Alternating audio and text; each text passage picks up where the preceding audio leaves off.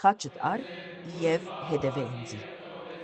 Ուրբաթ 6 մարտ 2026-ի երեկոյան ժամը 5:30 Սուրբ Փրկիչ եկեղեցվո խորհրդավոր լռության մեջ հավաքված էին Զմարու Պատրիարքական Գղերի միապանության Սուրբ Միքայել Նորընձայարանի եւ Սուրբ Իգնատիոս Մալոյան Դբրևանկի ժառանգավորները, աղոթելու խաղաղական ժամերկության եւ ճանապարհ խաչի ջերմերանդության։ Աղոթական այս հոգեբարար արարողությունը գլխավորեց դեսուչ հայր Կարապետ Վարդապետ Քլնջյանը։ Եկեղեցվո խորհուրդ լռության մեջ աղոթքի մեղմ հնչյուններով ուղեկցված ներկաները հոգեպես հետևեցան խաչի ճանապարհի հանգրվաններուն։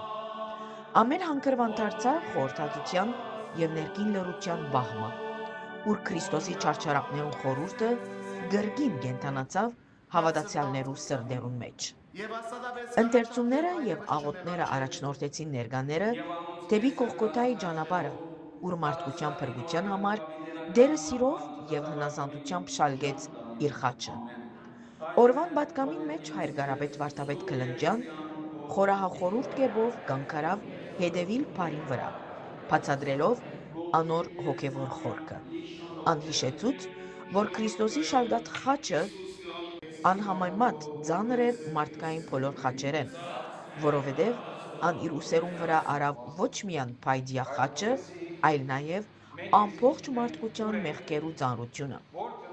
Քրիստոս մեզ մեջ չի պահանջեր, որ իր խաչը շալկենք, նշեց ան,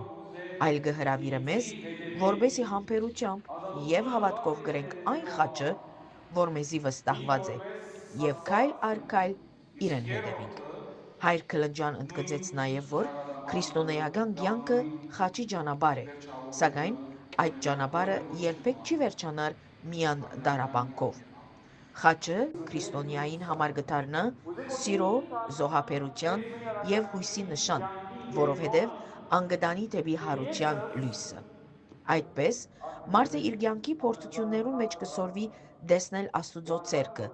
եւ վստահությամբ հանձնել իրեն իր կյանքի բերը։